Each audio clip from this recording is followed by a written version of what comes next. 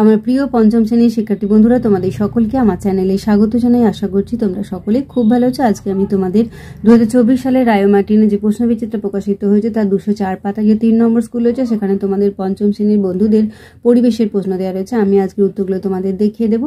ইতিমধ্যে যারা চ্যানেলটিকে সাবস্ক্রাইব করে নিয়েছো তাদের সকলকে অসংখ্য ধন্যবাদ জানাই। আর যারা নতুন দেখছো তারাও চ্যানেলটিকে সাবস্ক্রাইব করে নিয়ে সাথে থেকো। চলো তাহলে শুরু করছি।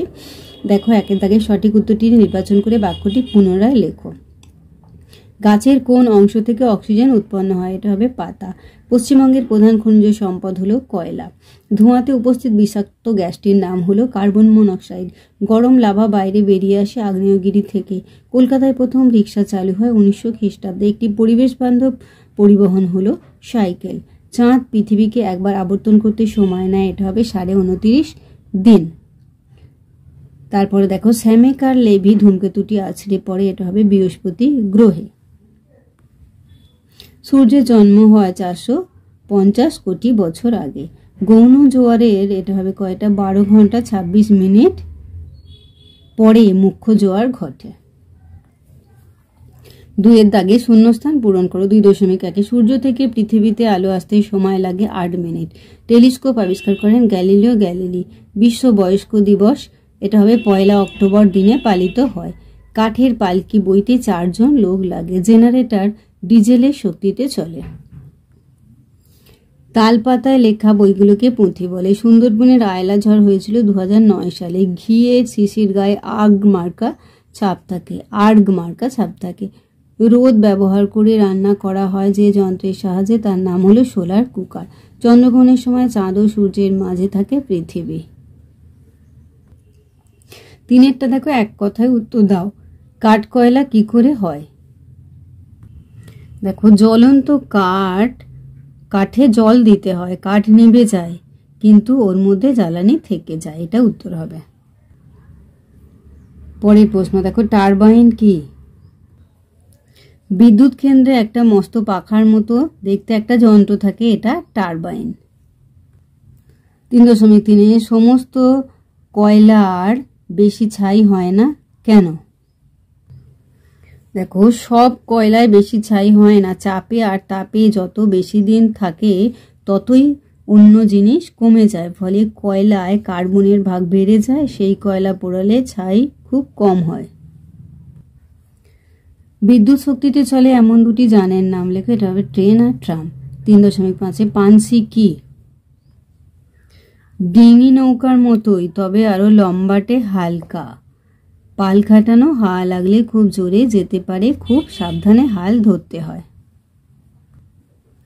4-এর দাগে দেখো, বাম দিক ও ডান দিক মেলাও। ভূমিকম্প এটা হয়ে যাবে প্রাকৃতিক দুর্যোগ। জোয়ার ভাটা হয়, এটা হয়ে যাবে সূর্য ও চন্দ্রের আকর্ষণে।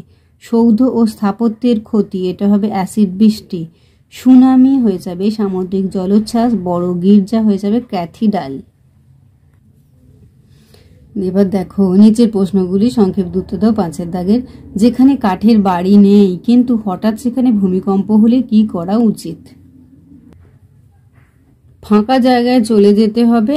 সময় না পেলে টেবিলের নিচে বা খাটের নিচে ঢুকে পড়তে হবে। 5.2 আবহাওয়ার পূর্বাভাস কাকে বলে?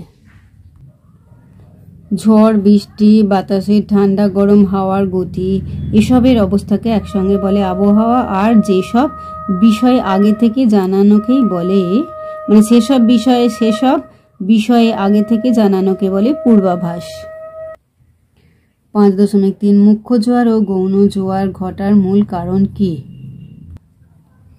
চাঁদের আকর্ষণের জন্যই এমন হয়। দেখো, তবে পৃথিবীর ঘূর্ণনেরও একটা ভূমিকা আছে। মুখ্য জোয়ারের মূল কারণ চাঁদের আকর্ষণ, আর গৌণ জোয়ারের মূল কারণ পৃথিবীর ঘূর্ণন। সমাজভিত্তিক বন কাকে বলে? লোকালয়ের মাঝেই এই সব ছোট ছোট বন হচ্ছে, এগুলোকে বলে সমাজভিত্তিক বন। তবে এ ধরনের বনও যথেষ্ট হয়নি। আমাদের দেশে বন কম, আমাদের রাজ্যেও খুব কম। বড় বনেও গাছ কম, তাই সুযোগ পেলেই গাছ লাগাবে। 5.5 কক্ষপথ কি? পৃথিবীর যে পথে সূর্যের চারিদিকে ঘোরে আর চাঁদ যে পথে পৃথিবীর চারিদিকে ঘোরে সেটাই হচ্ছে পৃথিবীর কক্ষপথ আর চাঁদের কক্ষপথ। 6 দেখো, নিম্নলিখিত প্রশ্নগুলির উত্তর দাও। রাস্তায় বেরোলে তুমি কি কি সাবধানতা অবলম্বন করবে? এই যে এখান থেকে এতটা শব্দ লিখে দেবে। শিশুদের 4টি অধিকারের কথা উল্লেখ করো। এই যে উত্তরটা দেখো, শিশুদের অধিকার, এখান থেকে যে কোনো 4টি বেছে নেবে। 6.3 চিত্র সহকারে জলচক্র সম্পর্কে আলোচনা করো।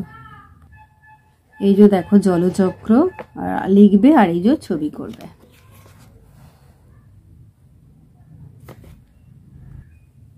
6.4 জীবাশ্ম জ্বালানি বলতে কি বোঝায়? এই যে দেখো জীবাশ্ম জ্বালানি, এটা লিখে দেবে। 6.5 সূর্যই সব শক্তির উৎস বক্তব্যটি ব্যাখ্যা করো। এই যে দেখে নাও, সূর্যই সকল শক্তির উৎস কথাটির তাৎপর্য, এটা উত্তর হয়ে যাবে।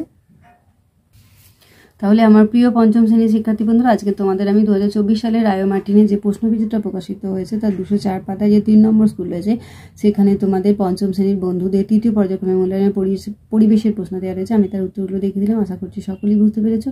ভিডিওটি দেখার জন্য তোমাদের সকলকে অসংখ্য ধন্যবাদ জানাই। ভালো লাগলে লাইক করো, কমেন্ট করো, বন্ধুদের মধ্যে শেয়ার করো। আর আগামী দিনে নতুন নতুন ক্লাসগুলো পাওয়ার জন্য অবশ্যই চ্যানেলটিকে সাবস্ক্রাইব করে সাথে থেকো। তোমরা সকলেই খুব ভালো থেকো।